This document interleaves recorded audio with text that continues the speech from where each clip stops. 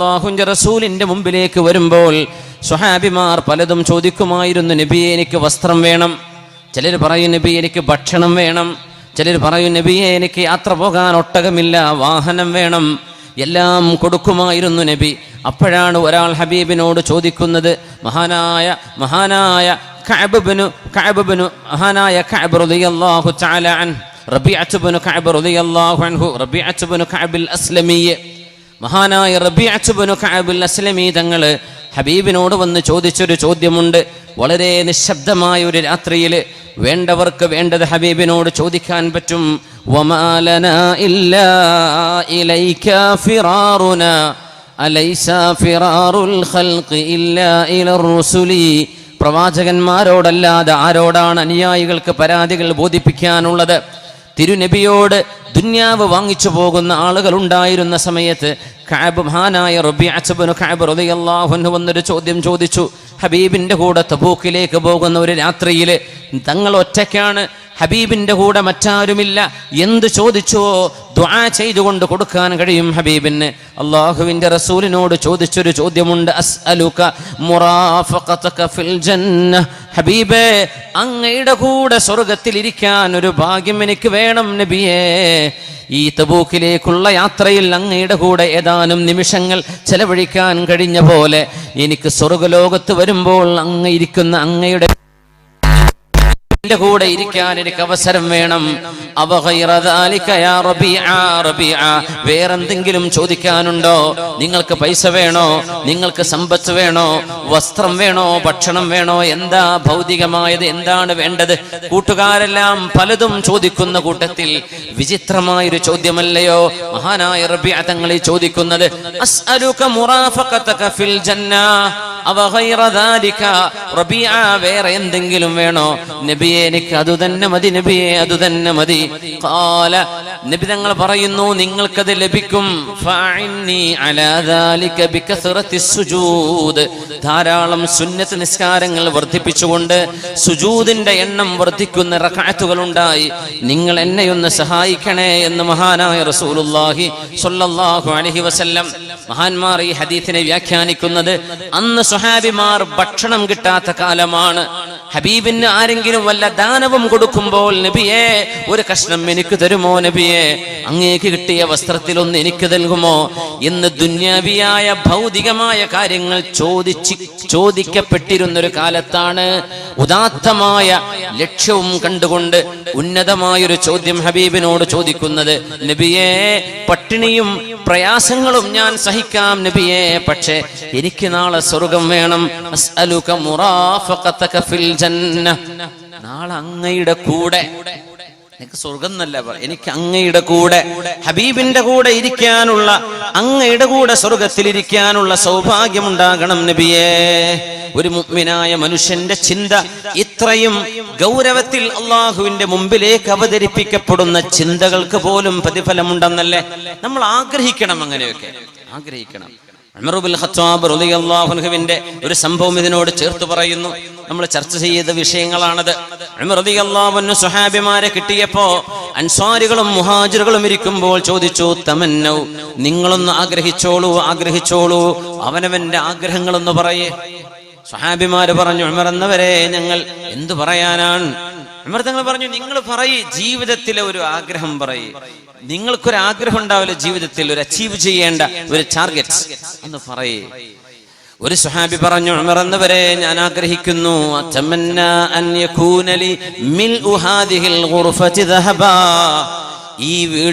ഈ വീടിന്റെ റൂം നിറയെ എനിക്ക് സ്വർണം കിട്ടിയിരുന്നുവെങ്കിൽ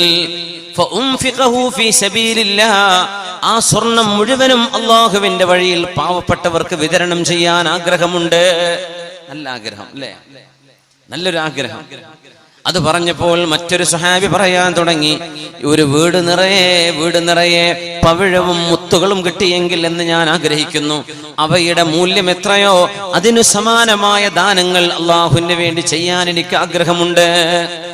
വേറെ ഒരാൾ പറഞ്ഞു, അടിമകളുള്ള കാലമാണെന്ന്, ഒരുപാട് അടിമകൾ എനിക്ക് ലഭിക്കുമെങ്കിൽ അവരെ ഓരോരുത്തരെയായി അള്ളാഹുവിന് വേണ്ടി ഫ്രീഡം നൽകിയിട്ട് സ്വാതന്ത്ര്യം കൊടുത്ത് പറഞ്ഞയക്കണമെന്ന് ആഗ്രഹമുണ്ട്. അപ്പോഴാണ് ഉമർ ഇബ്നുൽ ഖത്താബ് റളിയല്ലാഹു അൻഹു ഇന്ന മിൻ ഉമ്മതി ലമുഹദ്ദസീന വമുകല്ലമീൻ, അല്ലാഹു തആലയിൽ നിന്ന് നേരിട്ട് വിവരം ലഭിക്കുന്ന വിധത്തിൽ ഇൽഹാമിന്റെ വിവരം ലഭിക്കുന്ന മുഹദ്ദസീങ്ങൾ എൻ്റെ ഉമ്മത്തിലുണ്ടെങ്കിൽ മിൻഹും ഉമർ ഇബ്നുൽ ഖത്താബ്, അത് ഉമർ ഇബ്നുൽ ഖത്താബാണ് എൻ്റെ ഉമ്മത്തിലുള്ള മുഹദ്ദസുൻ മുകല്ലമുമെന്ന് നബി സല്ലല്ലാഹു അലൈഹി വസല്ലം തങ്ങൾ അന്നത്തെ സ്വഹാബികളിലുള്ള ഉമർ തങ്ങളെ പുകഴ്ത്തി പറഞ്ഞിട്ടുണ്ട്. മഹാനായ ഉമർ റളിയല്ലാഹു അൻഹുവിന്റെ അകക്കണ്ണുകൾക്ക് നല്ല കാഴ്ചയാണ്. മഹാൻ പറഞ്ഞു, നിങ്ങളെ കണ്ട പോലെ സ്വർണവും വെള്ളിയും അടിമകളൊന്നുമല്ല ഈ ഉമർ ആഗ്രഹിക്കുന്നത്. അതമന്ന, ഞാൻ ആഗ്രഹിച്ചു പോവുകയാണ്, അൻയകൂനലി മിൽഉ ഹാദിഹിൽ ഗുർഫ, ഈ വീടിന്റെ ഈ റൂം നിറയെ കഅംസാലി അബി ഉബൈദ ومعاذ بن جبل ومصعب بن عمير وسالم مولى أبي حذيفة, അബൂ ഹുദൈഫ റളിയല്ലാഹു അൻഹുവിന്റെ മൗലയായ ഖാദിമായിരുന്ന സാലിം എന്നവരെ പോലെ മുആദ് ഇബ്നു ജബൽ എന്ന ആലിമീങ്ങളുടെ നേതാവായ സ്വഹാബി എന്ന നബി തങ്ങൾ പറഞ്ഞ സയ്യിദുൽ ഉലമാഇ വസാബിഖുഹും ഇലൽ ജന്ന, 34ാമത്തെ വയസ്സിൽ വഫാത്തായ മുആദ് ഇബ്നു ജബലിനെ പോലെയുള്ള മഹാനായ അബൂ ഉബൈദത്ത് ഇബ്നുൽ ജറാഹ് തങ്ങളെ പോലെയുള്ള ചുറുചുറുക്കുള്ള ചെറുപ്പക്കാരെ ഈ റൂം നിറയെ എനിക്ക് ലഭിക്കുകയാണെങ്കിൽ ഫഅസ്തഅമിലഹും ഫീ ത്വാഅത്തില്ലാഹ്, അല്ലാഹുവിന്റെ വഴിയിൽ ഉപയോഗിക്കാൻ കഴിയുന്ന വിധത്തിലുള്ള നല്ല പ്രവർത്തകന്മാരെയാണ് ഞാൻ ആഗ്രഹിക്കുന്നത് എന്ന് ദീർഘവീക്ഷണം ചെയ്ത മഹാനാണ് ഉമർ ഇബ്നുൽ ഖത്താബ് റളിയല്ലാഹു അൻഹു. പൈസക്കപ്പുറം പൈസയുണ്ടായിട്ട് പ്രവർത്തിക്കാൻ ആളില്ലെങ്കിൽ എന്ത് നടക്കും?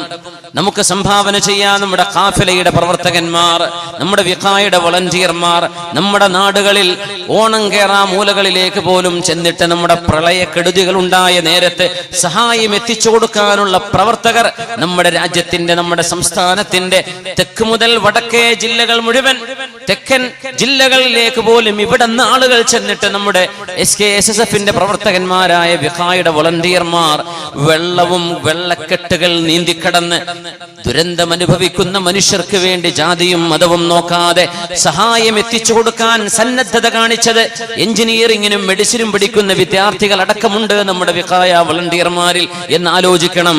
ആ പ്രവർത്തകന്മാരെയാണ് മഹാനായ ഫാറൂഖ് റളിയല്ലാഹു അൻഹു കൊതിച്ചു പോകുന്നത്. അല്ലാഹുവിന്റെ ദീനിന് പണിയെടുക്കാൻ കഴിയുന്ന അസ്തഅമിലുഹും ഫീ ത്വാഅത്തില്ലാഹ്, എന്റെ ആഗ്രഹം ഒരുപാട് പണം കിട്ടണം എന്നല്ല. എന്റെ ആഗ്രഹം അബൂ ഉബൈദയെ പോലെയുള്ള ആളുകൾ, മുആദ് ഇബ്നു ജബലിനെ പോലെയുള്ള ആളുകൾ, മഹാനായ സാലിം മൗല അബി ഹുദൈഫ, അബൂ ഹുദൈഫ തങ്ങളുടെ മൗലയായ സാലിം തങ്ങളെ പോലെയുള്ള ആളുകൾ, ഉബയ്യ് ഇബ്നു കഅബ് സയ്യിദുൽ ഖുറാ ഉബയ്യ് ഇബ്നു കഅബ് തങ്ങളെ പോലെയുള്ള ആളുകൾ, ഈ ഉമ്മത്തിന് വേണ്ടി അധ്വാനിക്കാൻ കഴിയുന്ന പ്രവർത്തകരെ കിട്ടിയിരുന്നെങ്കിൽ എന്ന് ഞാൻ ആഗ്രഹിച്ചു പോകുന്നു. അതാണ് എന്റെ ആഗ്രഹമെന്ന് മഹാനായ ഉമർ ഇബ്നുൽ ഖത്താബ് റളിയല്ലാഹു അൻഹു. ഉന്നതമായ ചിന്തകൾ, ഉയർന്ന ചിന്തകൾ, ഉദാത്തമായ മാതൃകകൾ നമ്മുടെ വിഷയം. ആ വഴിക്കാണ് നീങ്ങുന്നത്.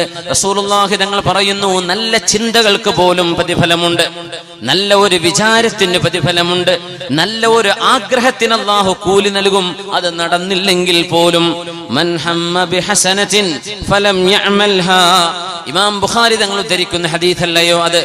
ആരെങ്കിലും ഒരാൾ ഒരു നന്മ ചെയ്യാൻ ആഗ്രഹിക്കുകയും ഫലം യഅമൽഹാ, അത് ചെയ്യാൻ കഴിയാതെ പോവുകയും ചെയ്താൽ കതബഹല്ലാഹു ഇൻദഹു ഹസനതൻ കാമില, ഒരു പരിപൂർണമായ നന്മയായി അല്ലാഹു അത് സ്വീകരിക്കുമെന്ന് മഹാനായ റസൂലുള്ളാഹി സ്വല്ലല്ലാഹു അലൈഹി വസല്ലം. ഒരാൾ ആഗ്രഹിക്കുകയാണ് തന്റെ കച്ചവടത്തിന്റെ വലിയൊരു ഭാഗം അള്ളാഹുവിന്റെ ദീനിന് വേണ്ടി ചെലവഴിക്കുമെന്ന് ആഗ്രഹിച്ചു. പക്ഷേ കച്ചവടത്തിൽ നഷ്ടം സംഭവിച്ചു, ചെയ്യാൻ കഴിഞ്ഞില്ല. ചെയ്യാൻ കഴിഞ്ഞില്ലെങ്കിലും ആ നീയത്ത് ചെയ്തതിന് അള്ളാഹു ആ കർമ്മം ചെയ്തതുപോലെയുള്ള കൂലി കൊടുക്കുന്നുവെന്ന് അഷ്റഫുൽ ഖൽഖ് റസൂലുള്ളാഹി സ്വല്ലല്ലാഹു അലൈഹി വസല്ലം. ചിന്തകൾക്ക് കൂലിയുണ്ട്. കഴിഞ്ഞില്ല. മൻ സഅലല്ലാഹ അശ്ശഹാദത ബിസുദ്ഖിൻ ബല്ലഗഹു അല്ലാഹു മനാസില അശ്ശുഹദാ വഇമ്മാ തഅലാ ഫിറാശിഹി. മൻ സഅലല്ലാഹ അശ്ശഹാദത ബിസുദ്ഖിൻ, അല്ലാഹുവിന് വേണ്ടി ജീവാർപ്പണം ചെയ്യേണ്ട ഒരു രംഗമുണ്ടായാൽ, അങ്ങനെ ഒരു സാഹചര്യം ഉണ്ടാവുകയും ഒരു ഇസ്ലാമിക ഭരണാധികാരി അതിന് ഉത്തരവിടുകയും ചെയ്യുമ്പോൾ എന്നല്ലാതെ ചാവേർ ആക്രമണങ്ങൾ നമുക്ക് നടത്താൻ പാടുള്ളതല്ല. ജനങ്ങൾ നിയമങ്ങൾ കയ്യിലെടുക്കാൻ പാടുള്ളതുമല്ല. ഒരു ഇസ്ലാമിക ഖിലാഫത്തുള്ള സാഹചര്യത്തിൽ മുസ്ലിമീങ്ങളുടെ അമീർ ഒരു ജിഹാദിന് ഉത്തരവിടുകയാണെങ്കിൽ അവിടെ ധർമ്മസമരത്തിന് പോകൽ പുരുഷന്മാരായ പുരുഷന്മാർക്ക് മുഴുവൻ നിർബന്ധമായി വരും. മൻ സഅലല്ലാഹ ഷഹാദത ബിസുദ്ഖിൻ, അല്ലാഹുവേ അങ്ങനെ ഒരു സാഹചര്യം ഉണ്ടാവുകയാണെങ്കിൽ ഞാൻ നിനക്ക് വേണ്ടി രക്തസാക്ഷിയാവാൻ കൊതിക്കുന്നു എന്ന് അല്ലാഹുവിനോട് ആരെങ്കിലും സത്യസന്ധമായി ചോദിച്ചാൽ, അല്ലാഹുവേ ഒരു ഷഹാദത്തിന്റെ പ്രതിഫലം എനിക്ക് നൽകണേ എന്ന് ചോദിച്ചാൽ, ബല്ലഗഹുല്ലാഹു മനാസില ശുഹദാ, അല്ലാഹുവിന് വേണ്ടി ജീവാർപ്പണം ചെയ്ത ശുഹദാഇന്റെ സ്ഥാനങ്ങൾ ആ ചോദിച്ചവർക്ക് അല്ലാഹു നൽകും. വ ഇൻ മാത അലാ ഫിറാശിഹി, അവർ മരിച്ചത് സ്വന്തം വിരിപ്പിൽ കിടന്ന് മരിച്ചതാണെങ്കിലും അല്ലാഹുവേ ഒരവസരമുണ്ടെങ്കിൽ ഞാൻ പിന്മാറില്ല നബിയേ എന്ന് അല്ലാഹുവിന്റെ റസൂലിനോട് പറഞ്ഞ സ്വഹാബികളുണ്ട്. റസൂലുള്ളാഹി തങ്ങൾ മദീനയിലേക്ക് ഖുറൈശികളുടെ ആക്രമണങ്ങൾ വരുമ്പോൾ, ഉഹദ് യുദ്ധം നടക്കാൻ പോകുമ്പോൾ, ഉഹദ് യുദ്ധത്തിന്റെ പശ്ചാത്തലത്തിൽ നബി തങ്ങൾ സ്വഹാബിമാരുമായി ഒരു ഡിസ്കഷൻ നടത്തിയിട്ടുണ്ട്. നമ്മൾ ഖുറൈശികളെ നേരിടേണ്ടത് മദീനയുടെ ഉള്ളിൽ വെച്ചാണോ മദീനക്ക് പുറത്തു പോകണോ? സ്വഹാബിമാർ പറഞ്ഞു, നബിയെ നമുക്ക് ഉഹദിലേക്ക് പോകാം. നബി തങ്ങളുടെ ആഗ്രഹം മദീനയിൽ നിൽക്കാനായിരുന്നു. നമ്മൾ ആ വഴിയിലേക്ക് ചർച്ച വരും ഇൻഷാ അല്ലാഹ്. വഴി ആ ഭാഗം നമുക്ക് ചർച്ച വരാനുണ്ട്. അല്ലാഹുവിന്റെ റസൂലിൻ തങ്ങൾ സ്വഹാബികളുമായി ചർച്ച നടക്കുമ്പോ, വല്ലാഹില്ലദീ ലാ ഇലാഹ ഇല്ലാഹു ലഅദ്ഖുലന്നൽ ജന്ന, അല്ലാഹുവിനെ തന്നെയാണ് സത്യം നബിയേ, ഞാൻ ആ സ്വർഗത്തിലേക്ക് കടക്കുക തന്നെ ചെയ്യുമെന്ന് ഒരു സ്വഹാബി പറഞ്ഞപ്പോ നബി തങ്ങൾ ചോദിച്ചു, ബിമദാലിക, എങ്ങനെ നിങ്ങൾക്ക് ആ ഉറപ്പ് പറയാൻ കഴിയും? ഖാല ബിഖസുലതൈൻ, രണ്ട് ഗുണമുണ്ട് നബിയെ എനിക്ക്. ഒന്ന് ഉഹിബ്ബുല്ലാഹ വറസൂലഹു, എനിക്ക് അല്ലാഹുവിനെയും അവന്റെ റസൂലിനെയും ഇഷ്ടമാണ് നബിയെ. വലാ, ഞാൻ ഒരിക്കലും തന്നെ വലാ അതവല്ല യൗമസ്സഹഫി വലാ അഫിറു യൗമസ്സഹഫി, ഒരു യുദ്ധം നടക്കുമ്പോൾ, ഒരു യുദ്ധം ആസന്നമാകുമ്പോൾ ഞാൻ ഒരിക്കലും ഭീരുവായി പിന്തിരിഞ്ഞോടുകയില്ല നബിയെ, ഞാൻ ധൈര്യത്തോടുകൂടെ മുന്നേറും നബിയെ. ആ രണ്ട് ഗുണം, ഒന്ന് അല്ലാഹുവിനോടും റസൂലിനോടുമുള്ള സ്നേഹം, രണ്ടാമത്തേത് വലാ അഫിറു യൗമസ്സഹഫി, ഞാൻ ഒരിക്കലും തന്നെ പിന്തിരിഞ്ഞോടില്ല. ആ രണ്ട് ഗുണത്തിന്റെ പേരിൽ ഈ നടക്കാൻ പോകുന്ന ഉഹദിലൂടെ എനിക്ക് സ്വർഗം കിട്ടും നബിയെ എന്ന് അല്ലാഹുവിന്റെ റസൂലിനോട് പറഞ്ഞപ്പോഴാണ് ഹബീബായ നബി തങ്ങൾ പറഞ്ഞത്, ഇൻ തസ്ദുഖില്ലാഹ യസ്ദുഖുക, നിങ്ങൾ അല്ലാഹുവിനോട് സത്യസന്ധമായിട്ടാണ് ഈ പറയുന്നതെങ്കിൽ നിങ്ങൾക്കത് അല്ലാഹു സാധ്യമാക്കി തരും. അങ്ങനെ ഉഹദിന്റെ രണാങ്കണത്തിലെ ആദ്യത്തെ ഷഹീദ് ഈ മനുഷ്യനായിരുന്നു, സ്വഹാബിയായിരുന്നു. മൻ സഅലല്ലാഹ ഷഹാദ, അതുകൊണ്ടാണ് നബി തങ്ങൾ പറയുന്നത്, അല്ലാഹുവിനോട് സത്യസന്ധമായി നമ്മൾ ചോദിച്ചാൽ ആ ചോദ്യം നടക്കാതെ പോവുകയും നമ്മൾ വിരിപ്പിൽ കിടന്ന് മരിക്കുകയുമാണെങ്കിൽ പോലും ബല്ലഗഹുല്ലാഹു മനാസില ശുഹദാ, ശുഹദാഇന്റെ സ്ഥാനം അല്ലാഹു അവർക്ക് നൽകുമെന്ന് മഹാനായ റസൂലുള്ളാഹി സ്വല്ലല്ലാഹു അലൈഹി വസല്ലം. ഉഹദ്, മഹാനായ ഹബീബിന്റെ ജീവിതത്തിലെ അവസാന യുദ്ധം നടക്കുന്നു തബൂക്ക്. തബൂക്ക് മദീനയിൽ നിന്ന് 500ഓളം കിലോമീറ്റർ ദൂരയിൽ കിടക്കുന്ന പ്രദേശം. തബൂക്ക് യുദ്ധം നടക്കുമ്പോ ഒരുപാട് സ്വഹാബിമാർക്ക് അങ്ങോട്ട് യാത്ര ചെയ്യാനുള്ള വാഹനം കിട്ടാത്തതിന്റെ പേരിൽ അവർക്ക് തബൂക്കിലേക്ക് പോകാൻ കഴിയാതെ വന്നപ്പോ ഒരുപാട് ആളുകൾ വിഷമിച്ചിട്ടുണ്ട്. ഖുർആൻ ഇതിനെ സംബന്ധിച്ച് പറഞ്ഞിട്ടുണ്ട്, നബി വതഫീദു അയ്യുനുഹും മിനദ്ദംഅ, നബിയേ കണ്ണുകളിൽ നിന്ന് കണ്ണുനീര് വരുന്നുണ്ട്. ലാ അജിദു മാ അഹ്മിലുകും അലൈഹി, സ്വഹാബികളെ നിങ്ങൾക്ക് തബൂക്കിലേക്ക് വരാൻ വാഹനം എന്റെ കയ്യിലില്ലല്ലോ എന്നങ്ങ് പറയുമ്പോ നിരാശ കൊണ്ടിട്ട് കരയുന്നവരുണ്ട്. നബിയെ അങ്ങയോടൊപ്പം വരാൻ ആഗ്രഹമുണ്ട്, പക്ഷേ സാഹചര്യം അനുവദിക്കുന്നില്ല. അത്തരം ആളുകളെ കുറിച്ച് നബി തങ്ങൾ പറഞ്ഞു, തബൂക്കിലേക്ക് പോകുമ്പോൾ, തബൂക്കിലെത്തിയപ്പോൾ, തബൂക്കിലേക്കുള്ള കഠിനമായ നുഫൂത്ത് മരുഭൂമിയിലൂടെയുള്ള യാത്രയാണത്. ആ സമയത്ത് റസൂലുള്ളാഹി തങ്ങൾ പറഞ്ഞു, ഇന്ന ബിൽ മദീനതി ലരിജാല, ഇന്ന ബിൽ മദീനതി ലരിജാല മാ സിർതും മസീറൻ വലാ ഖതഅതും വാദിയൻ ഇല്ലാ കാനൂ മഅകും ഹബസഹുമുൽ ഉദുറു. മുത്തഫഖ് അലൈഹി ആയ ഹദീസാണിത്. റസൂലുള്ളാഹി തങ്ങൾ പറയുന്നു, സ്വഹാബികളെ, മരുഭൂമിയിലൂടെയുള്ള ഈ യാത്രയില് നമുക്കൊരുപാട് പ്രയാസങ്ങൾ ഉണ്ടാകുന്നുണ്ട്. കുറെ ആളുകളെ കാണാതെയാവും. യാത്ര പോയിട്ട് നബി തങ്ങൾ ചിലയിടത്ത് ക്യാമ്പ് ചെയ്യും. തങ്ങൾ ചോദിക്കും, എല്ലാവരും എത്തിയിട്ടുണ്ടോ? ചിലരെത്തിയിട്ടില്ല എന്ന് പറയും. തങ്ങൾ പറയും, നമുക്ക് കാത്തിരിക്കണ്ട, അയാളിൽ ഒരു നന്മയുണ്ടെങ്കിൽ നമ്മളിലേക്ക് എത്തിച്ചേരും, നമുക്ക് പോകാം. ഉംറക്ക് പോകുന്ന അമീറന്മാരൊന്നും അത് ചെയ്യൂല. പിന്നെ നാട്ടിലേക്ക് വരാൻ പറ്റൂല. ഒരാൾ ബാത്റൂം പോയി കാണാതായാലേ എന്നാ ബസ് വിടല്ലേ എന്ന് പറയാൻ പറ്റൂല. പക്ഷെ നബി തങ്ങൾ എന്ത് ചെയ്യും?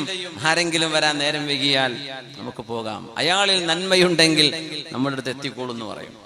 പക്ഷെ ഗ്രൂപ്പ് കൊണ്ടുപോകുമ്പോൾ ഇത് ചെയ്യാൻ പറ്റൂലല്ലോ. 100 ആൾ ഒരാൾക്ക് വേണ്ടി വെയിറ്റ് ചെയ്യേണ്ടി വരും. ആൾ വരട്ടെ. ചിലപ്പോൾ ചായ കുടിക്കാൻ പോകും, ചിലക്ക് വലി ഉണ്ടാവും, ഇടയ്ക്ക് മറവിൽ പോയതായിരിക്കും. അപ്പൊ എത്തണ വരെ കാത്തിരിക്കന്നെ. തങ്ങളത് ചെയ്യൂല. സമയം വളരെ കണിശമാണ് നിബിതങ്ങൾക്ക്. തങ്ങൾ വളരെ പങ്ക്ച്വലാണ്. ഹബീബായ നിബിതങ്ങൾ, ആരെങ്കിലും വരാൻ ബാക്കിയുണ്ടോ? ഇയ്യകും ഫീഹി ഖൈറുൻ സയൽഹഖു ബിനാ. If Allah knows anything better in that person, he would definitely reach us. Inshallah, let's go. നമുക്ക് പോകാം.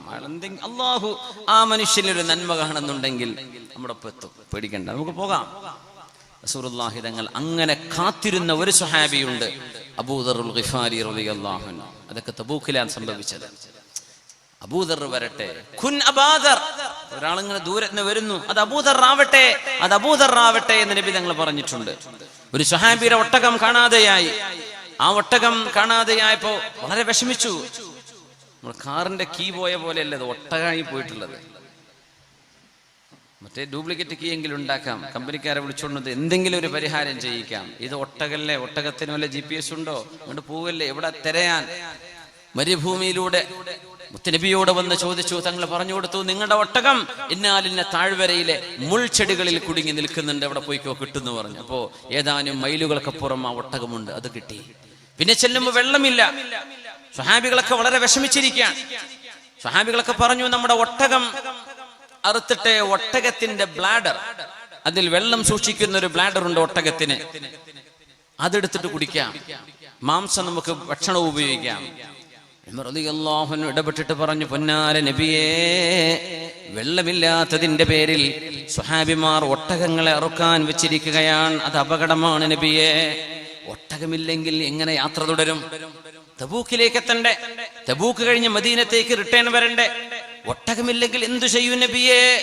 അതുകൊണ്ട് സ്വഹാബികളോട് ഒട്ടകത്തെ അറുക്കരുത് എന്ന് പറയുകയും, അല്ലാഹുവിനോട് അങ്ങക്കൊന്ന് ദുആ ചെയ്തൂടെ നബിയെ, അങ്ങയുടെ പ്രാർത്ഥനയ്ക്ക് ഉത്തരമുണ്ടല്ലോ. അപ്പോഴാ നബി തങ്ങൾ, നിങ്ങളുടെ കൂടെയുള്ള അല്പാൽപമുള്ള വെള്ളങ്ങളൊക്കെ കൊണ്ടുവരൂ. അത് കൊണ്ടുവന്നിട്ട് മുത്തുനബി തങ്ങളുടെ കൈവിരൽ അതിലേക്ക് വെച്ചു കൊടുക്കുകയാണ് ചെയ്തത്. പാത്രത്തിലേക്ക് വെള്ളം അണപൊട്ടിയൊഴുകി. ഹബീബിന്റെ വിരലിലൂടെ അഷ്റഫുൽ മിയാഹ്, ഈ ലോകത്തെ ജലങ്ങളിൽ വെച്ച്, ജലത്തിൽ വെച്ച് ഏറ്റവും ശ്രേഷ്ഠമായത് മാഉൻ നബഅ മിൻ ഐദിൻ നബി, ഹബീബിന്റെ കൈകളിലൂടെ വന്ന വെള്ളമാണ്. അത് കഴിഞ്ഞിട്ടുള്ള ഹൗദുൽ കൗസറും സംസമൊക്കെ നമ്മൾ അറിയണം. ആ വെള്ളമുണ്ടായ മഹാത്ഭുതം ഉമർ തങ്ങളാ പറഞ്ഞത്, നബിയേ, സ്വഹാബികളാരോടും അങ്ങ് ഒട്ടകങ്ങൾ അറുക്കരുത് എന്ന് പറയണം, അങ്ങ് ദുആ ചെയ്യണം നബിയേ, അങ്ങ് ദുആ ചെയ്താൽ അല്ലാഹു ഉത്തരം നൽകുമല്ലോ. അങ്ങനെ പരിശുദ്ധമായ തബൂക്കിൽ ഹബീബായ നബി തങ്ങളുടെ എത്രയോ ഹബീബിന്റെ മുഅ്ജിസത്തുകൾ കാണപ്പെട്ട സമയമാണത്. ആ കഷ്ടപ്പാടുകളൊക്കെ നടക്കുമ്പോഴാണ് നബി തങ്ങൾ പറയുന്നത്, ഇന്ന ബിൽ മദീനത്തി റിജാല മാ സിർതും മസീറൻ വലാ ഖതഅതും വാദിയൻ ഇല്ലാ കാനൂ മഅകും. സ്വഹാബികളെ, കടുത്ത പാറമലകൾ നമ്മൾ കയറി ഇറങ്ങുമ്പോഴും, മരുഭൂമിയിലൂടെ കടുത്ത ചൂടിൽ, ജൂൺ ജൂലൈ മാസത്തിലാണ് തബൂക്ക് നടന്നത്. ആലോചിക്കണം, എന്താ ഇപ്പോഴത്തെ ദുബൈയിലൊക്കെ ചൂട് എത്രയാണ്, ഗൾഫ് നാടുകളിലെ ഈ നേരത്തെ ചൂട്. ഈ വർഷത്തെ ഹജ്ജ് എത്ര വലിയ ചൂടിലാണ് നടക്കുന്നത്.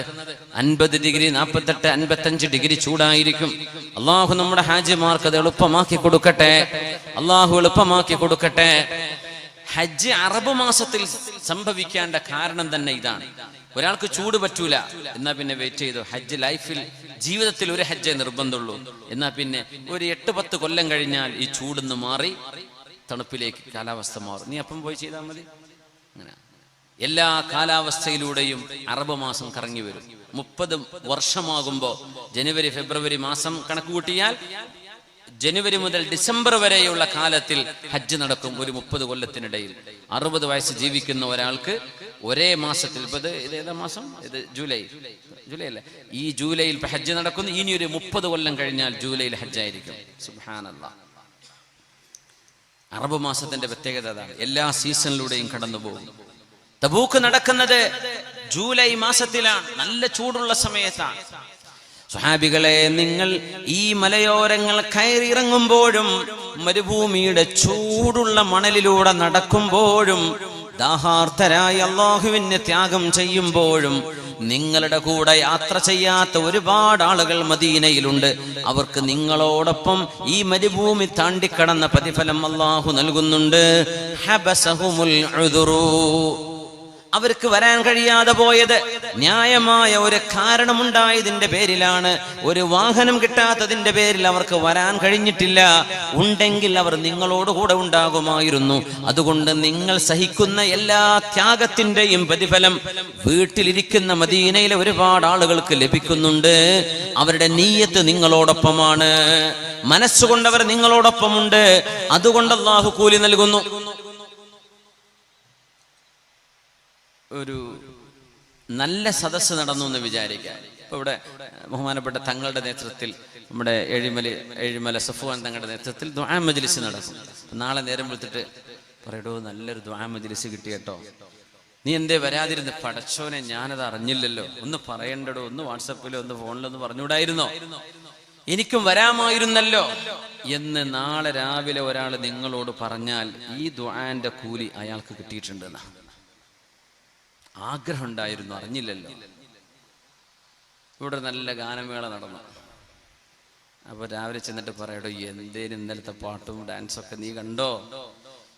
ഞാൻ ഒരൊറ്റ പരിപാടി മിസ്സാക്കാത്ത ആളാ, ഞാനത് അറിഞ്ഞില്ലല്ലോ, ഞാൻ കോഴിക്കോട് വിട്ടുപോയി, അങ്ങനെയാണെങ്കിൽ എന്റെ ട്രിപ്പ് ഞാൻ മാറ്റുമായിരുന്നു എന്ന് പറഞ്ഞാൽ ഇവിടെ വരാതെ ഇന്ന് കോഴിക്കോട് പോയ ആൾക്ക് ആ തിന്മയുടെ കുറ്റം അള്ളാഹു ചാർത്തി കൊടുക്കുന്ന, മനസ്സുകൊണ്ട് ഇതിന്റെ കൂടെ നിന്നതിന്റെ പേരിൽ. അതാണ് ദീൻ. ചെയ്തോ ഇല്ലേ എന്നല്ല. ചിലപ്പോ ഒരു നബി തങ്ങൾ പറഞ്ഞു, നമ്മളൊരു സ്ഥലത്തെത്തി, അവിടെ ഒരു കല്യാണത്തിന് പോയി എന്ന് വിചാരിക്കുക, അവിടെ ചെയ്യാൻ പാടില്ലാത്തെന്തോ നടക്കുന്നുണ്ട്, നമ്മൾ ചെന്ന് പെട്ടുപോയതാണ്, നമ്മൾ മനസ്സുകൊണ്ട് വെറുത്തുകൊണ്ടാണ് അവിടെ നിൽക്കുന്നത്. ആ നൃത്തത്തിൽ നമുക്ക് കുറ്റമില്ല. നേരെ മറിച്ച് അവിടെ ശരീരം കൊണ്ട് ആള് പ്രസന്റ് അല്ല, പക്ഷെ ആള് മനസ്സുകൊണ്ട് കൊതിക്കുന്നുണ്ട്, അങ്ങനത്തെ ഒരു പരിപാടി കിട്ടിയാൽ ഞാൻ പോയിട്ട് വായ നോക്കി ഇരിക്കുമായിരുന്നു എന്ന് മനസ്സിൽ തോന്നലുള്ള ഒരാൾക്ക് അവൻ എവിടെ പോയിരുന്നാലും ഈ തിന്മയുടെ കുറ്റം അയാൾക്കുണ്ടാവുകയും ചെയ്യുന്ന മനസ്സ് ഭയങ്കരമാണ്. നമ്മുടെ ഡിസിഷൻ മേക്കിംഗ് അതൊരു വലുതാണ്. അതുകൊണ്ടാണ് മദീനയിലുള്ള ആളുകൾക്ക് അവർ നിങ്ങളുടെ കൂടെ യാത്ര ചെയ്തിട്ടില്ല, പക്ഷേ അവർക്ക് നിങ്ങളുടെ പ്രതിഫലം നിങ്ങൾക്ക് കിട്ടുന്നത് പോലെ അവർക്കും ലഭിക്കുന്നുണ്ട്. അവർ മദീനയിലാണ്. എന്തേ? അവർക്ക് ഉദ്റുണ്ട്, വരാൻ പറ്റാത്തതാണ് എന്ന് മഹാനായ റസൂലുള്ളാഹി സ്വല്ലല്ലാഹു അലൈഹി വസല്ലം മുത്തുനബി തങ്ങൾ പറയുന്നുണ്ട്. മറ്റൊരു സംഭവം, രാത്രിയിൽ തഹജ്ജുദ് നിസ്കരിക്കുന്ന ഒരാൾ എന്നും നിസ്കരിക്കും. സുബഹിക്ക് മുമ്പ് എഴുന്നേറ്റ് തഹജ്ജുദുണ്ട്. പക്ഷേ ഒരു ദിവസം ഉറക്കം ഓവർടേക്ക് ചെയ്തു. ഫഗലബഹു അലൈഹാ നൗമുൻ. ഒരു ദിവസം നിസ്കരിക്കാൻ പറ്റിയില്ല. ബാങ്ക് കൊടുത്തിട്ടാണ് അറിയണത്. അപ്പൊ തഹജ്ജുദിന്റെ ടൈം കഴിഞ്ഞു. ഇല്ലാ കുതിബ ലഹു അജ്റു സ്വലാത്തിഹി. അയാൾ ചെയ്യുന്ന ആ നിസ്കാരത്തിന്റെ പ്രതിഫലം അയാൾക്ക് ലഭിക്കും. വകാന നൗമുഹു സദഖതൻ അലൈഹി. ആ ഉറങ്ങിയ ഉറക്ക അയാൾക്ക് സ്വതക്കയായി ഗണിക്കും ചെയ്യുമെന്ന് മഹാനായ റസൂലുള്ളാഹി സ്വല്ലല്ലാഹു അലൈഹി വസല്ലം. മാഷാ അല്ലാഹ്.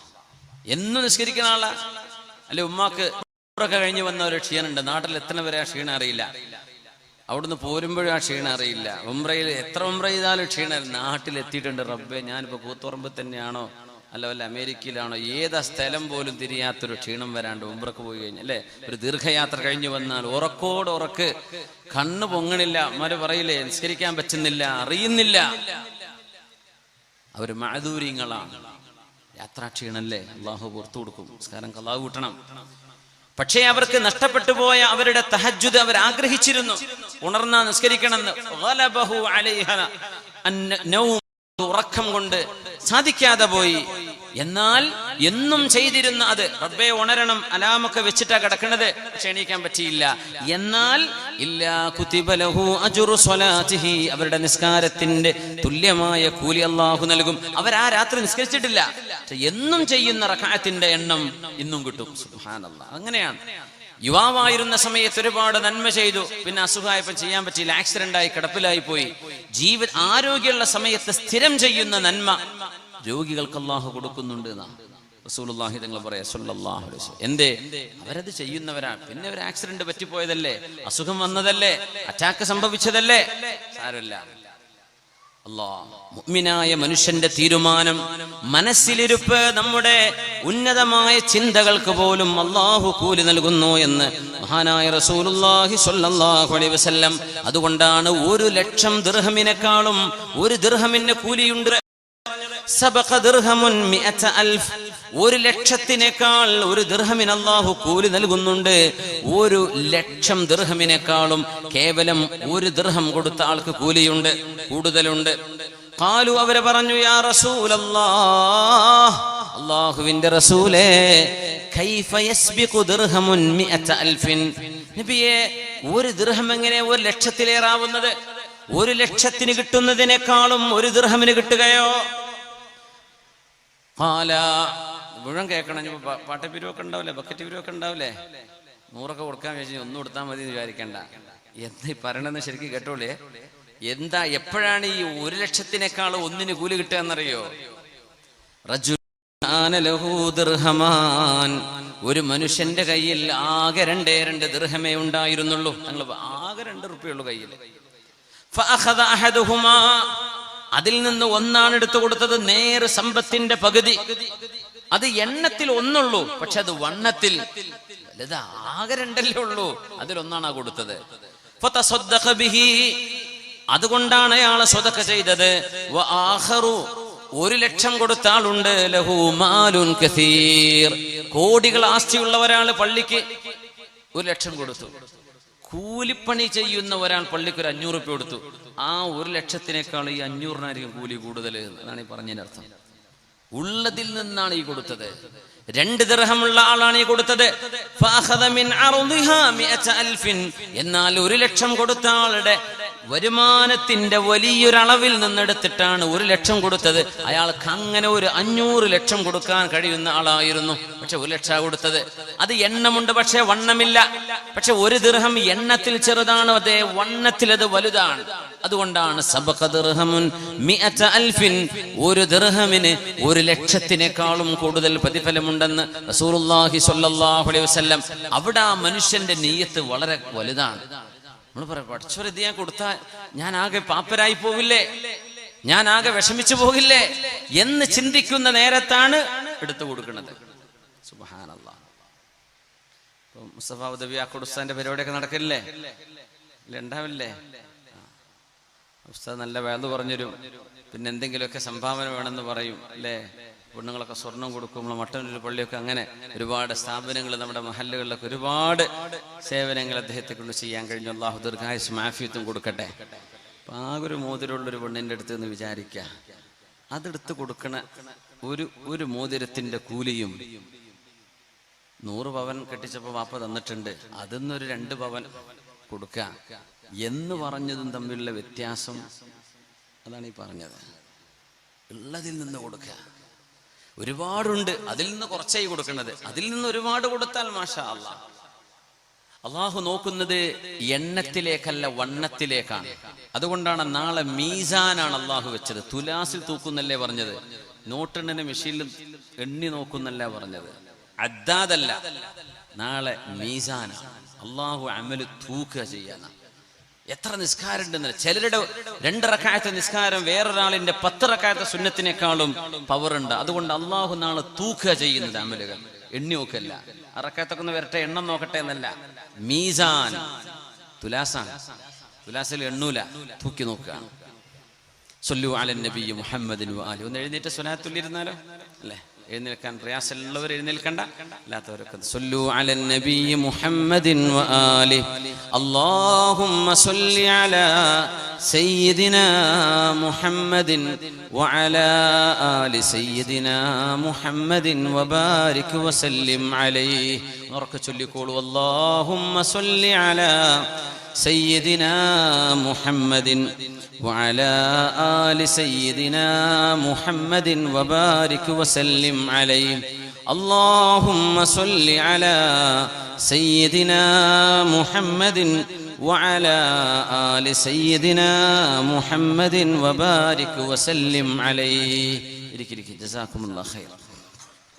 നല്ലൊരു കവിത. നഹാറു മഗ്റൂർ സഹ്വൻ വഗഫ്ലത്തുൻ وليلك نوم والردى لك لازم. نهارك يا مغرور سهو وغفلة وليلك نوم والردى لك لازم. وتكداح فيما سوف تنكر غبه كذلك في الدنيا تعيش البهائم. تسر بما يفنى وتفرح بالمنى كما غر باللذات في النوم حالم. ഐഹികമായ ഭ്രമത്തിൽ മത്ത് പിടിച്ചു പോയവനെ, നിന്റെ രാത്രി മുഴുവനും ഉറക്കമാണ്, പകല് മുഴുവനും അശ്രദ്ധയാണല്ലേ. വെറുതെ നടക്കാൻ, ജീവിതത്തിന്റെ ലക്ഷ്യം കണ്ടിട്ടില്ല. നഹാറൂക യാ മഗ്റൂർ സഹ്വൻ വഗഫ്ലത്തുൻ. അശ്രദ്ധമായി, ഹീഡ്ലെസ്, ചിന്തകളില്ലാതെ നടക്കുന്ന പകലാണോ നിന്റേത്? വലൈലൂക നൗമുൻ വറദാ ലക ലാസിമു. രാത്രി മുഴുവനും ഉറങ്ങി തീർക്കുകയാണോ? രാത്രി രഹസ്യമായ ചർച്ച നടക്കുന്ന നേരമാണ്. പണ്ട് രാജാക്കന്മാർ രഹസ്യ മീറ്റിംഗ് കൂടൽ രാത്രിയിലാണ്, പാതിരാവിലാണ്. അതാണ് ഈ തഹജ്ജുദിന്റെ പ്രത്യേകത. പാതിരാത്രി എല്ലാവരും പോയി കിടന്നുറങ്ങുമ്പോഴേ രഹസ്യമായിട്ട് പടച്ചവനോട് പറയാൻ പറ്റുള്ളൂ എന്നാണ്. ആരും അറിയാതെ അള്ളാഹുവിനോട് സംസാരിക്കാൻ കിട്ടുന്ന ആ ഒരു രാത്രിയുടെ രഹസ്യമായ നേരം. രാജാക്കന്മാർ കൂടെയുള്ള പ്രധാനമന്ത്രിമാരോട് രാജ്യത്തിന്റെ ഏറ്റവും പ്രധാനപ്പെട്ട വിഷയം ചർച്ച ചെയ്യാൻ വിളിച്ചു ചേർക്കുന്ന നേരമാണ്. അതാണ് തഹജ്ജുദിന്റെ നേരം. സുബ്ഹാനല്ലാഹ്. അത് ഉറങ്ങിത്തീർക്കല്ലേ, അത് ഉറങ്ങിത്തീർക്കല്ലേ. നഹാറൂക യാ മഗ്റൂർ സഹ്വൻ വഗഫ്ലത്തുൻ വലൈലൂക നൗമുൻ വറദാ ലക ലാസിമു. തക്ദഅഹു ഫീമാ സൗഫ തുൻകിറു ഗിബ്ബഹു كذلك في الدنيا تعيش البهائم. പകലന്തിയോളം നമ്മൾ അധ്വാനിക്കുന്നത് ഖബറിലേക്ക് പോകുമ്പോൾ ഇട്ടേച്ചു പോകുന്നതിന് വേണ്ടിയാണ്. നമ്മൾ ഇത്രയധികം ടെൻഷൻ എടുക്കുന്നത് അല്ലേ? കച്ചവടം നന്നായിട്ട് വിജയിക്കണമെങ്കിൽ നമ്മൾ മുഴുവൻ അതിന് കൊടുത്താലേ ദുന്യാവെന്ന് കുറച്ചിട്ടുള്ളൂ. വാപ്പ രാവിലെ അങ്ങോട്ട് കച്ചവടത്തിന് കയറിയാൽ വാപ്പ വല്ല രാത്രി 11-12 മണിക്കാ. എന്താ പരിപാടി? ക്യാഷിൽ വേറെ ആരും വാപ്പ നിർത്തൂല, ധൈര്യമില്ല. എന്നിട്ട് എന്താ കിട്ടുക? എല്ലാ മുതലാളിമാർക്കും കിട്ടുന്ന പോലെ കുറച്ച് കിട്ടും. അതിനെന്തൊക്കെ കൊടുത്തു? ഒരു വാദിന് വരാൻ പറ്റൂല, ഒരു ഇൽമിന്റെ ദുആക്ക്, ഒരു മജ്ലിസിലേക്ക്, ഒരു മജ്ലിസുന്നൂറിലേക്ക് ഒന്നും വരാൻ നേരമില്ല. അപ്പൊ ബിസിയല്ലേ? നിങ്ങൾ മുഴുവൻ നിങ്ങളെ കൊടുത്താലേ ദുന്യാവെന്ന് കുറച്ച് കിട്ടുള്ളൂ എന്നാണ് ദുന്യാവിന്റെ പ്രശ്നം. ഫുൾ ടൈം അതിലേക്ക് എൻഗേജ് ആവണം. അപ്പോൾ കുറച്ച് പൈസ ഇട്ടുള്ളൂ, ആവശ്യത്തിനടുത്ത് ബാക്കി. അല്ലാഹുമ്മ ജഅൽ ഖൂത ആലി മുഹമ്മദിൻ കഫാഫാ. പടച്ചവനെ, എൻ്റെ ഉമ്മത്തി, എൻ്റെ വീട്ടുകാർക്ക് ജീവിക്കാൻ ആവശ്യമായ സമ്പത്തെ വേണ്ടു റബ്ബേ, അതിലേറെ എനിക്ക് വേണ്ട എന്ന് ദുആ ചെയ്തിട്ടുണ്ട് റസൂലുള്ളാഹി സ്വല്ലല്ലാഹു അലൈഹി വസല്ലം. അതുകൊണ്ട് ജീവിതത്തിന് ഉന്നത ലക്ഷ്യങ്ങളാകട്ടെ. ചെറുപ്പക്കാര് വെറുതെ ആകെയുള്ള ലക്ഷ്യം കുറച്ച് കാശുണ്ടാക്കി വണ്ടിയെടുത്ത് എവിടെയെങ്കിലും ചെന്ന് ആശാസ്യമല്ലാത്ത പ്രവർത്തനങ്ങളിലേക്കോ മദ്യപാനമോ മയക്കുമരുന്നിനടിമകളാവുന്നതോ അല്ലെങ്കിൽ വ്യഭിചാരമോ കൊണ്ടു നടന്ന് ജീവിതത്തെ തുലച്ചുകളയല്ലേ. ഉന്നതമായ ലക്ഷ്യങ്ങൾ വേണം. ത്വറഫത്ത് ബിനു അബ്ദ് എന്ന് പറയുന്ന ത്വറഫത്ത് ബിനുൽ അബ്ദ് ജാഹിലിയ കവിയാണ്. ഇയാളോട് ചോദിച്ചു, മാ അത്വയബു ഐശി ദുനിയ, ഈ ലോകത്തിലെ ജീവിതത്തിന്റെ ഏറ്റവും വലിയ മനോഹാരിത എന്താണ്? ഈ ലോകത്ത് നമുക്ക് ലഭിക്കുന്ന വലിയ ആസ്വാദനം എന്താണ് എന്ന് ചോദിച്ചപ്പോ തുറഫത്ത് ഇബ്നുൽ അബ്ദിന്റെ മറുപടി, മത്അമുൻ ഷഹിയുൻ, നല്ല ടേസ്റ്റുള്ള ഭക്ഷണം തന്നെ. ഇപ്പൊ കണ്ണൂർ ജില്ലയിൽ തന്നെ നല്ല ഭക്ഷണമെന്നാവില്ലേ?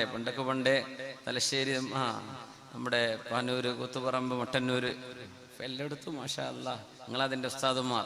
കേരളം മുഴുക്കും നല്ല ഭക്ഷണമായി ഇല്ലേ? അതിൻ്റെയൊക്കെ ഒരു തുടക്കക്കാർ തലശ്ശേരി പരിസരക്കാരാണ്. ത്വആമുൻ മത്അമുൻ ഷഹിയുൻ, നല്ല രുചിയുള്ള ഭക്ഷണം. ഹലാൽ തന്നെയാണ് കേട്ടോ, അതിനെപ്പറ്റി അത് ഹറാമായിട്ടല്ലേ, ഹലാലാണ്. പക്ഷെ തുറഫത്ത് ഇബ്നു അബ്ദ് ആകെ ജീവിക്കുന്നത് ഇതിനു വേണ്ടിയാണ്. ഒന്നത്. രണ്ട്, വമൽബസുൻ ജഫിയുൻ, നല്ല വസ്ത്രം, വമർകബുൻ വത്വിയുൻ, നല്ല വാഹനം. നല്ല വസ്ത്രവും നല്ല വാഹനവും. ഇപ്പൊ ഹീറോ കൊണ്ടൊന്നും ആരും എടുക്കണില്ല. അതുപോലെ മിനിമം എൻഫീൽഡോ ഹാർലി ഡേവിഡ്സണോ അല്ലെ ബൈക്കാണെങ്കിൽ മിനിമം ഒരു എൻഫീൽഡെങ്കിലും വേണമെന്നുള്ള കണ്ടീഷനിലേക്ക് എത്തി തുടങ്ങി അല്ലേ? സുബ്ഹാനല്ലാഹ്. മത്അമുൻ ഷഹിയുൻ വമൽബസുൻ ദഫിയുൻ വമർകബുൻ വത്വിയുൻ. അദ്ദേഹം ഒരു നല്ല രസമുള്ളൊരു കവിത പാടിയിട്ടുണ്ട്. രസം എന്ന് പറഞ്ഞാൽ അതിന്റെ വാക്കുകൾ ഭയങ്കര രസമാണ്, ആശയം മഹാപോക്കാണ്. കള്ളും പെണ്ണും യുദ്ധവുമാണ് ജീവിതത്തിന്റെ ആസ്വാദനം എന്ന് പറഞ്ഞ ആളാ തുറഫത്ത് ഇബ്നുൽ അബ്ദ്.